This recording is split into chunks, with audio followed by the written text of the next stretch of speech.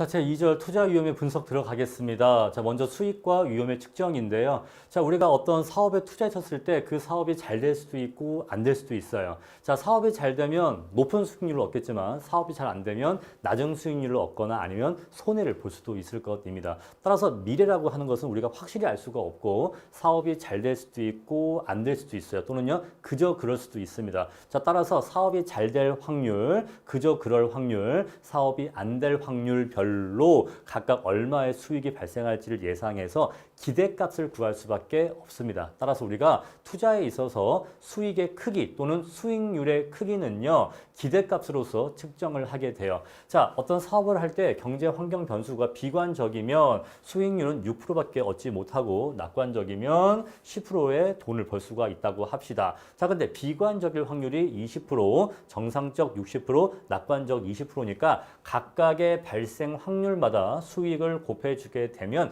우리가 기대값을 구할 수가 있게 돼요. 자, 교재에 나와 있죠. 이렇게 구해주면요, 기대치는 평균적으로 8%의 수익을 얻을 것이라고 예상할 수가 있다는 거예요. 자, 그러면 실제로 반드시 8%의 수익을 얻는다는 건가요? 그렇지는 않아요. 자, 이럴 수도 있고 이럴 수도 있고 이럴 수도 있는데 각각의 발생 확률을 따져보니까 평균적으로 8% 정도 벌 수 있지 않겠나라고 예상된다는 거지, 내가 반드시 8%를 번다는 보장이 있는 건 아니에요. 자, 내가 예상한 투자 수익률이 8%인데 이것보다 덜 벌 수도 있고 이것보다 더 벌 수도 있습니다. 자, 나의 예상은 8%였어요. 근데 실제는 이것보다 덜 벌 수도 있고 이럴 수도 있고 이럴 수도 있고 많이 덜 벌 수도 있고 조금 덜 벌 수도 있고 또는요 조금 더 벌 수도 있고 많이 더 벌 수도 있겠죠. 자, 이렇게 실제 발생한 수익이 내 예상치에서 벗어나는 정도, 이 벗어나는 정도를 우리가 위험이라고 합니다. 자, 내 예상은 이랬는데 실제 결과, 실제 사업의 수익은 아주 엉뚱한 숫자가 나왔어요. 아주 엉뚱한 수익률이 나왔습니다. 자, 우리 이것을 위험하다고 표현을 해요. 여러분, 우리가 일반적으로, 일상적으로 우리가 위험이라는 표현은 뭔가 굉장히 내 몸이 다칠 수 있고 내 돈을 잃을 수 있고 우리 이런 경우에만 위험하다고 하는데, 자, 우리 재무관리 또는 통계학에서의 위험은요, 자, 플러스든 마이너스든 내 예상보다 돈을 덜 버는 건 당연히 위험한 거지만, 자, 재무관리나 통계학에서는 내 예상보다 돈을 더 버는 것도 똑같이 위험한 거예요. 자, 이렇게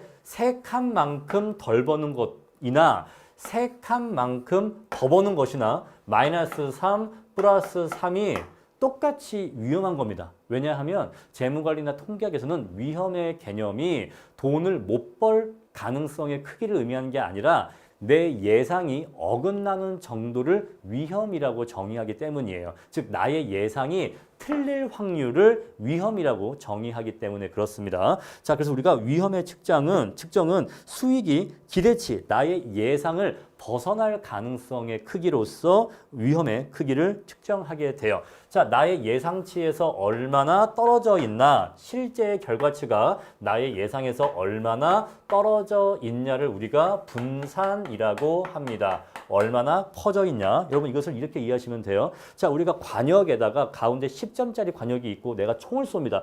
총을 쏠 때 여기가 10점짜리 정확한 관역인 거예요. 그런데 실제로 총을 쏴보면 총알이 여기에 맞을 수도 있고 여기에 맞을 수도 있겠죠. 즉, 이 가운데 점에 모여 있으면 모여 있을수록 내가 잘 쏜 거고, 가운데 점에서 멀리 총알이 분산되어서 맞을수록 내가 총을 잘 못 쏜 거죠. 그렇게 이해하신다면, 분산이라고 하는 것은, 자, 나의 예상치에서 얼마나 떨어져 있냐라는 개념으로 이해하시면 돼요. 자, 그런데 문제가 뭐냐면 지금 이런 경우에, 자, 제가 총을 두 발 쐈는데 한 발은 우측으로 3칸 맞았고요. 또 한 발은 좌측으로 3칸 맞았습니다. 그런데 오차의 크기가 얘는 플러스 3이고 얘는 마이너스 3이니까 두 오차를 더해버리면 오차의 크기가 얼마가 되죠?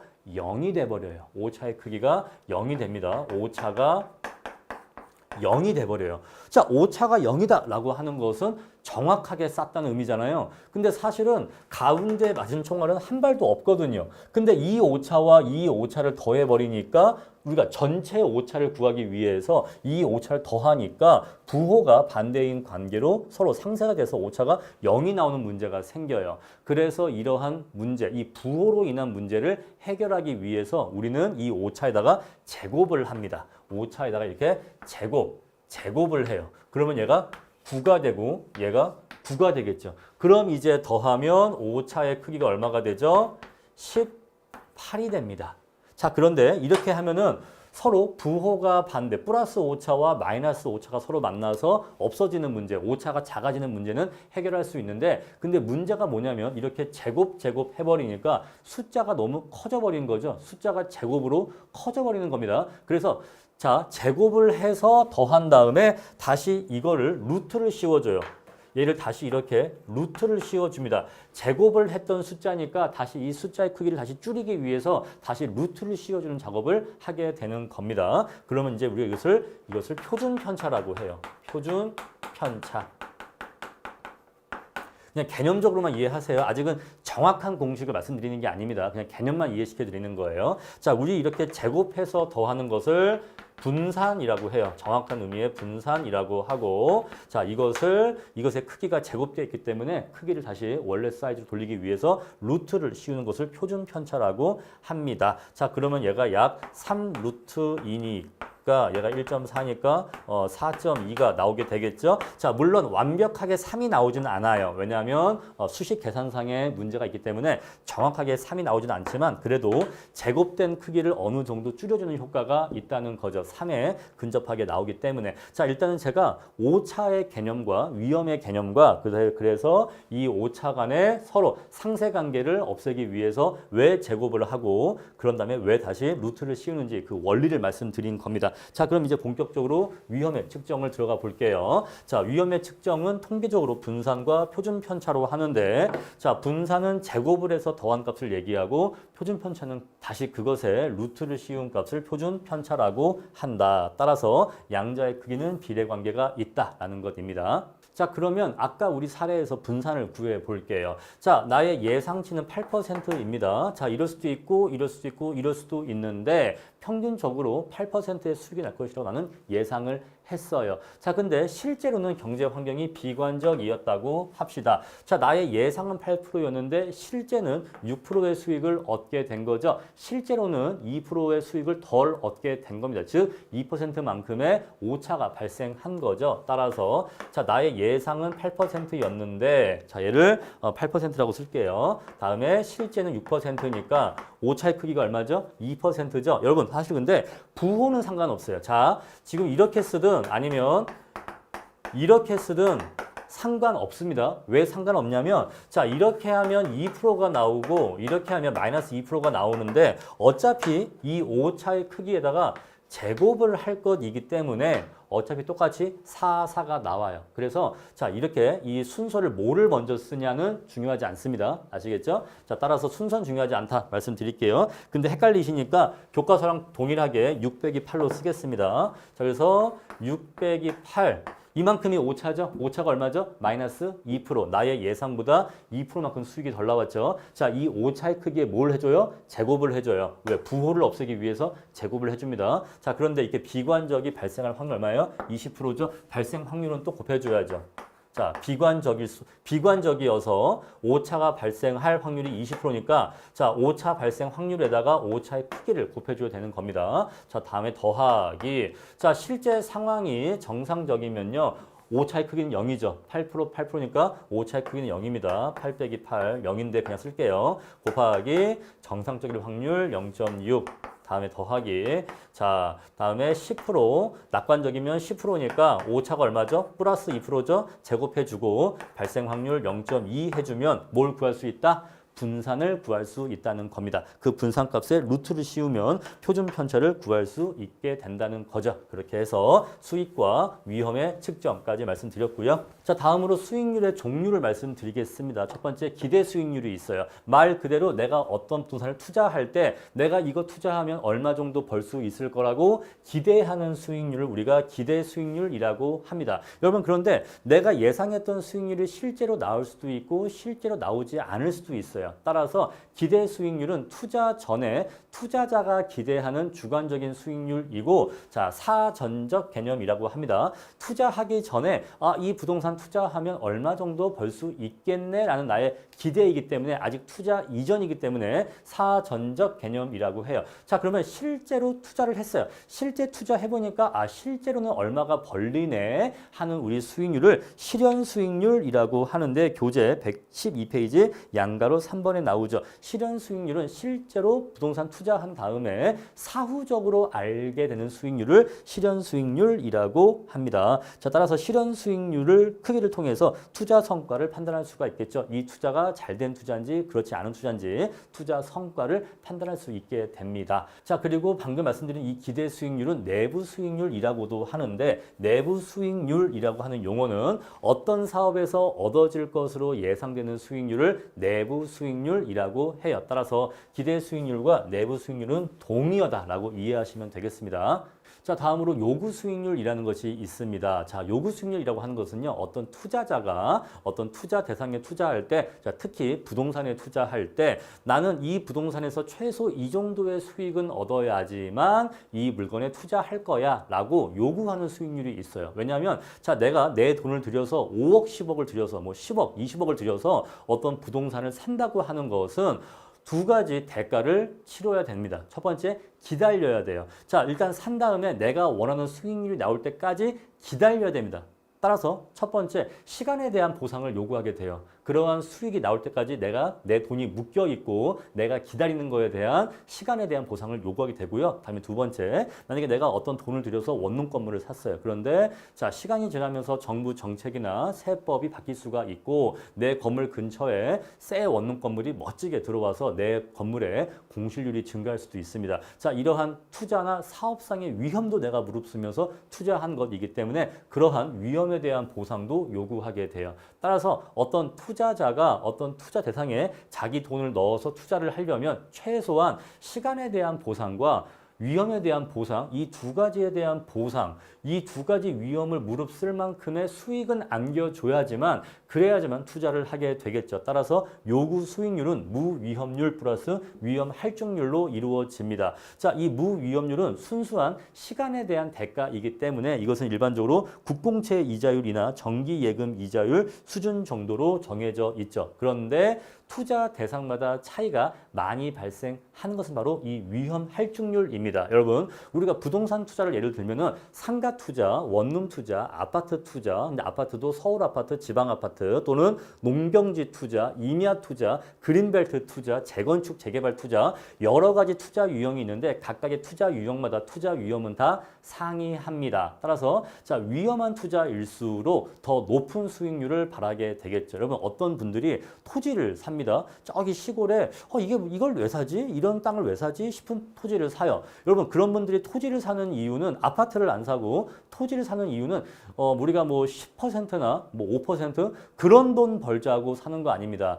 이 땅값이 나중에 개발되어서 몇 배 뛸 걸 예상하고 그걸 기대하고 사는 거예요. 그만큼 고위험 투자죠. 그렇게 몇 배 뛸지 안 뛸지는 모르니까. 따라서 자, 위험한 투자 대상일수록 요구 수익률은 높아진다. 왜? 위험 할증률이 높아지기 때문이다. 따라서 개별 부동산마다 또는 개별 투자안마다 각자 갖고 있는 고유한 투자 위험이 있고 우리 그것을 위험 할증률로 반영이 되는데 위험한 투자일수록 위험 할증률이 높아진다. 왜냐하면 더 많은 보상을 줘야지만 투자하게 될 테니까. 따라서 위험 할증률은 부동산이 갖고 있는 위험의 크기에 따라서 변화한다라는 것입니다. 다음에 세 번째, 자, 피셔 효과가 존재한다면 투자 기간 동안에 예상되는 인플레율 비율까지 요구 수익률에 반영된다는 거예요. 자, 이 부분에 대한 주의가 필요한데요. 자, 인플레가 발생한다라는 것이죠. 만약에 인플레이션율이 3%라고 해볼게요. 여러분, 인플레이션은 아까 말씀드렸습니다만 실물 자산의 가치 상승 현상이에요. 따라서 인플레가 발생하면 부동산을 투자할 때 요구 수익률은 3%만큼 올라갈까요? 내려갈까요? 자, 다시. 자, 부동산을 투자할 때 인플레가 3% 발생하면 자, 요구 수익률 이거를 고려하지 않은 요구 수익률에다가 더하기 3%를 해야 될까요? 빼기 3%를 해야 될까요? 여러분, 다시. 인플레이션은 실물 자산의 가치 상승 현상이에요. 따라서 인플레가 발생하면 부동산의 가치는 올라갑니다. 자, 부동산의 가치가 올라간다. 이거 안 좋은 거예요? 좋은 거예요? 좋은 거죠? 여러분, 좋은 겁니다. 여러분, 근데 보세요. 내가 투자하는 이 부동산이 위험해요. 위험해서 나는 더 높은 수익을 줘야겠어요. 라고 하면은 위험 할증률이 커지는 거죠. 위험하니까. 내 돈을 잃을 수 있으니까. 그런데 땅값이 오른대요. 인플레가 발생해서 땅값이 오른다고 합니다. 그럼 이거 지금 안 좋은 거예요? 위험 할증률을 난 더 큰 수익을 요구해야 됩니까? 아니에요. 그래서 부동산의 경우에는 인플레가 발생하면 인플레율만큼 요구 수익률이 내려가게 됩니다. 이게 맞는 거예요. 아시겠습니까? 자, 부동산의 경우에는 인플레가 발생하면 땅값 상승의 효과를 누리기 때문에 월세가 다소 덜 나온다고 해도 상관없어요. 월세가 별로 안 나온다고 해도 어차피 땅값이 오를 거라서 땅값 상승해서 3% 수익은 우리가 가져갈 수 있단 말이에요. 따라서 인플레가 발생하면 요구 수익률에서 인플레율만큼 빼줘야 됩니다. 빠져야 돼요. 자, 그런데 주의사항이 있어요. 금융자산, 주식이라든가 예금, 이러한 금융자산의 경우에는 인플레가 발생하면 이 가치가 하락한다고 앞에서 말씀을 드렸어요. 그렇죠? 금융자산은 인플레가 발생하면 금융자산의 가치가 3%만큼 하락하게 됩니다. 상대적으로. 따라서 금융자산에 투자하는 사람들은요. 요구 수익률에다가 플러스 3%를 해줘야 돼요. 이러한 차이점이 있어요. 자, 두 자산이 정반대가 되는 거죠. 이제 얘를 지울게요. 마이너스 3%라고 할게요. 얘는요. 플러스 3%라고 할게요. 자, 극명한 차이를 이해하시겠습니까? 인플레에 대해서 부동산과 금융자산은 완전히 정반대가 되는 거예요. 인플레가 발생하면 부동산 투자는 유리해져요. 유리해지기 때문에 요구 수익률이 인플레율만큼 내려가는 겁니다. 반대로 금융자산은 인플레가 발생하면 그만큼 손해를 봐요. 그만큼 가치가 하락합니다. 따라서 더 큰 수익을 요구하게 돼요. 따라서 요구 수익률만큼에다가 3%가 더 올라가 줘야 되는 거예요. 따라서 인플레율이 마이너스로 반영될지 플러스로 반영될지는 부동산, 다른 말로 실물 자산과 금융 자산에 서로 정반대가 되는 것입니다. 아시겠죠? 자, 그리고 요구 수익률의 크기와 투자 가치는 반비례 관계가 있다. 여러분, 기본적인 이 원리를 이해하셔야 되는데 우리 부동산의 가치는요. 이 부동산에서 벌어들일 것으로 예상되는 수익이 있습니다. 우리 그 수익을 A라고 할게요. 자, 원룸 건물이라 한다면 월세가 되겠죠? 자, 우리 그 수익을 A라고 합니다. 자, 이것을 뭐로 나눈다? 율로 나누어 주면 자, 우리 이 율은 수익률이라고 이해하시면 돼요. 수익률. 자, 어떤 부동산에서 얻어지는 수익을 그 부동산의 수익률로 나누어 주면 그 부동산의 가치가 나오게 됩니다. 선생님 어려워요. 잘 이해가 안 갑니다. 여러분 단순해요. 여러분 5억짜리 원룸이 그냥 10억짜리라고 할게요. 자, 10억짜리 원룸이 있는데 자, 이 10억짜리 원룸의 투자 수익률이 10%라고 합니다. 그러면 얼마 번다는 얘기예요, 1년에? 여러분, 10억짜리 원룸의 1년 수익률이 10%래요. 그럼 1년 얼마 벌죠? 1억 벌죠. 그거 어떻게 구하셨죠? 10억 곱하기 10% 했죠? 10%, 0.1. 그러니까 1억 나오죠? 그죠? 10억짜리 원룸 건물에 1년 동안 투자 수익률이 10%면 1년에 1억 번다는 이야기다. 어려운 얘기 아니죠? 근데 여러분, 자, 요 0.1을 1로 보내줄게요. 좌변, 우변에 0.1씩 나누어서 자, 이쪽은 10억만 남기고 그럼 이쪽은요, 1억이 이렇게 오고 분모가 0.1이 되겠죠. 이게 뭐죠?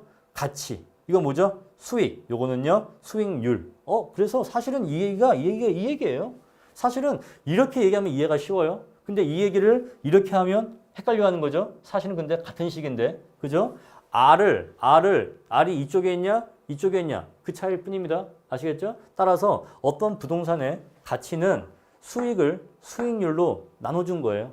근데 이 요구 수익률은 유리기 때문에 이 자리에 옵니다. 이 자리에 와요. 요구 수익률이 이 자리에 오는 거죠. 따라서 얘가 커지게 되면, 분모가 커지게 되면 부동산 가치는요, 작아지게 되어 있는 거예요. 자, 근데 아까 얘기했지만, 자, 이 부동산이 위험해요. 굉장히 사업하기 위험한 투자예요. 그러면요, 위험 할증률은 높아지겠죠. 그렇죠? 위험 할증률 높아지면요, 요구 수익률 커집니다. 그러면 그러한 부동산의 투자 가치는요, 내려가는 거예요. 왜? 위험하니까. 위험한 부동산 투자일수록 투자 가치는 내려가는 겁니다. 누가 그런 거 살려고 하겠습니까? 위험한데? 따라서 투자 가치가 내려가는 거죠. 야, 이거 투자해봐. 이거 너무 위험한데? 난 하고 싶지 않아. 하니까 투자 가치가 내려가는 거죠. 따라서 그렇게 위험한 투자 대상물에 투자하게 하려면 더 많은 수익을 줘야지만, 야, 근데 이거 투자하면 20% 벌 수 있대. 이렇게 많은 수익을 줄 수 있어야지만 투자할 수 있겠죠? 그래서 요구 수익률은 높아지는 거예요. 아시겠죠? 요구 수익률이 높다 보니까 투자 가치는 낮은 거고요. 투자 가치가 낮으니까 대신 요구 수익률이 높은 겁니다. 위험하니까 요구 수익률이 높은 거고, 그러니까 투자하기 싫은 거죠. 위험하니까. 하지만 위험하니까 대신 높은 수익률을 줘야지만 투자할 수 있는 거죠. 잘 생각해 보세요. 오케이. 자, 그런데 자, 아까 여기 이거 인플레이션율. 인플레가 발생하면 부동산의 경우에는요, 요구 수익률이 올라간다고 했어요, 내려간다고 했어요. 인플레 발생하면 부동산은 인플레율만큼 요구 수익률 내려간다고 했죠. 따라서 인플레 발생하면 요구 수익률 내려가면서 부동산 가치가 올라갑니다. 이해하시겠죠? 그래서 결국 인플레 발생하면 부동산 가치가 올라간다라고 말씀드리는 거예요. 자, 그럼 이제 기대 수익률과 요구 수익률의 관계 보겠습니다. 자, 기대 수익률은 내가 어떤 부동산에 투자할 때 예상되는 수익률이죠. 자, 이 부동산 투자하면 5% 벌 수 있을 것 같아. 나는 근데 이 부동산 투자하려면 나는 최소 4%는 벌어야지만 투자할 거야. 그럼 괜찮다. 너는 최소 4%는 넘어야 투자한다고 하는데 이 부동산은 5%의 수익을 줄 수 있을 것 같아. 라고 한다면 투자합니까? 안 합니까? 투자한다는 거죠. 따라서 이 경우에는 투자가 하게 됩니다. 투자가 이루어져요. 자, 투자가 이루어지면 그 부동산에 대한 수요가 증가하겠습니까? 수요가 증가하죠. 수요가 증가하면 결국 부동산 가치가 상승하게 됩니다. 자, 부동산 가치가 상승하게 되면 자, 그 부동산에서 얻을 것으로 예상되는 기대 수익률이 하락하게 돼요. 자, 이게 잘 이해가 안 갈 수가 있는데 설명을 드릴게요, 여러분. 자, 어떤 강남 아파트 투자를 고민한다고 합시다. 강남 아파트를 투자할 때 얻을 수 있는 기대 수익률이 5%라고 기대가 된다고 해요. 나는 그런데 4% 수익률만 준다면 투자할 의사가 있어요. 근데 강남 아파트가 5%를 준대요. 그래서 그럼 좋네 하고 투자를 합니다. 투자를 하니까 이러한 메커니즘에 의해서 부동산 가격이 올라요. 자, 강남 아파트 가격이 오릅니다. 여러분, 강남 아파트 가격이 오르면 오를수록 이제 가격이 오른 뒤에 사면 수익률은 높아질까요? 내려갈까요? 수익률은 내려가겠죠. 자, 집값이 올랐어요. 집값이 올라버리면 이제 이 부동산 샀을 때 투자 수익은 증가할까요? 감소할까요? 당연히 감소하는 거죠. 이미 집값이